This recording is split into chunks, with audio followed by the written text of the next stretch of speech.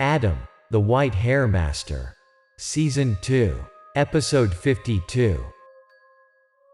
Receiving help from a young woman named Ling, Adam and Sarah had to end their trip early to return. The one who is in trouble is Ben, Ling's husband. When Adam arrived, he discovered that this man had been tormented for many days. His condition was terrible by this time.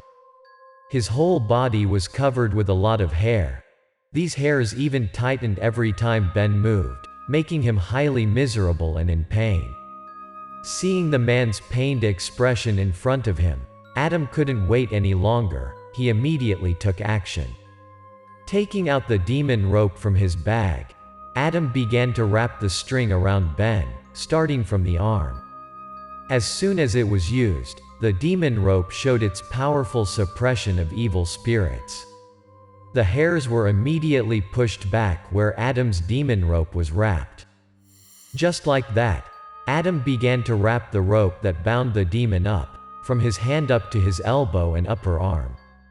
Adam's hands were working quickly. Soon all the hair tied on Ben's body was pushed down by Adam. But Adam could only bring those hairs here without expelling them completely. After a few tries, Adam did not dare to do so again because every time he tried to push back the hairs, they squeezed the poor man's legs. This made him unable to bear it, and he had to scream in pain. Although still not achieving the desired results, using the demon rope to repel the hairs wrapped on Ling's husband helped him regain consciousness. At this point, he was constantly looking down at his feet and groaning, his expression extremely painful. Realizing it was time to talk, Adam asked Ben where he had gone and what he had done to endure this miserable situation. In response to Adam's question, Ben said that he had absolutely no idea what was going on. He also added that he didn't do anything wrong either. After hearing Ben's answer, Adam was a little skeptical. Adam tells Ben that if Ben wants to hide or deny his wrongdoing, he can't help him. Faced with this attitude of Adam, Ben was quite helpless because he really had no idea why he was in this situation. The poor man's memory was completely blank from when he woke up. He had absolutely no recollection of what had happened in the past few days. The only thing he remembered before he lost consciousness was that he delivered a shipment for a customer. Realizing that this was the crux of the matter, Adam immediately asked Ben what he was carrying. Trying to suppress the dull pain in his leg, Ben began to organize his memories and slowly told Adam what had happened a few days ago. According to what Adam heard, Ling's husband is a freelance driver. He often receives goods for companies or individuals in need. One evening, Ben received an offer to deliver goods, so he quickly arrived at the meeting point. But when he arrived, Ben realized that only the owner was waiting for him. As soon as the truck arrived, the owner immediately opened the door and climbed into the truck. The story of meeting and taking the owner to a specific warehouse to pick up the goods is inherently not strange at all, so Ben did not wonder much. He just asked the shipper what he wanted to ship. The shipper said he wanted to transport ordinary household items, nothing special, in response to Ben's question. This person then directed Ben to drive to a warehouse near the harbor, which Ben knew quite well, so he did not ask any more questions. When Ben drove to the place, there was already a truck waiting here. As soon as the owner appeared, a forklift immediately ran up, unloaded the package on the other truck, and transferred it to Ben's car. Everything happened very quickly and smoothly. After the package had settled in the trunk of his truck, Ben began to take a closer look at what he was about to transport. Because he has been driving for many years, Ben knows that this is not a home appliance like what the owner told him, but no matter how hard he tried, Ben couldn't figure out what the thing that was being wrapped was. Not wanting to get into unnecessary trouble, Ben asked the shipper about what was in his car. He said that if it was contraband, it would be best for the owner to unload the goods and find another vehicle. The shop owner was a little annoyed. He said the item was completely legal. He also added that Ben shouldn't worry about things that don't concern him. It's best to drive well, avoid being late for his delivery.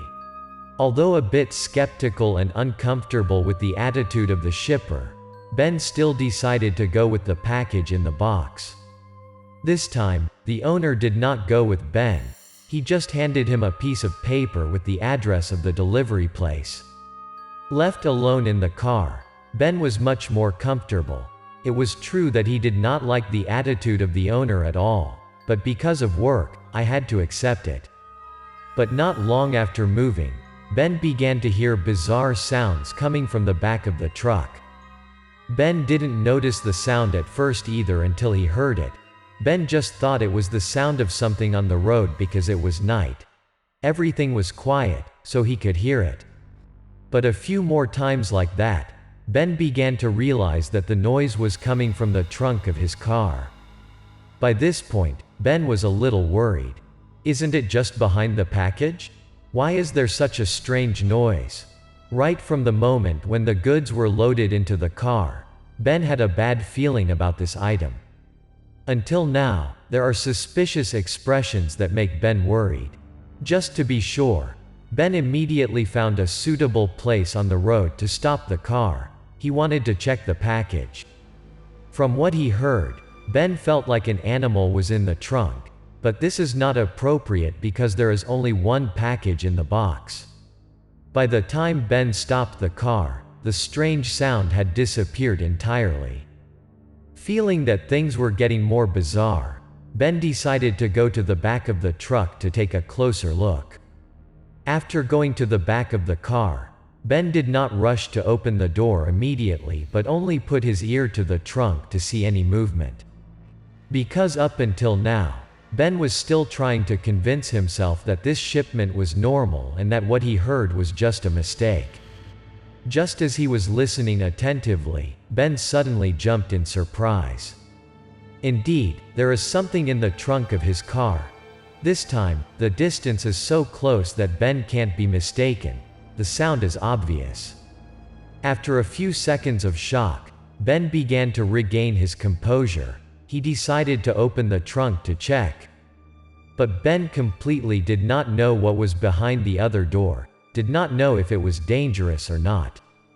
Because of this, Ben decided to return to the cabin, quickly opened the car repair toolbox.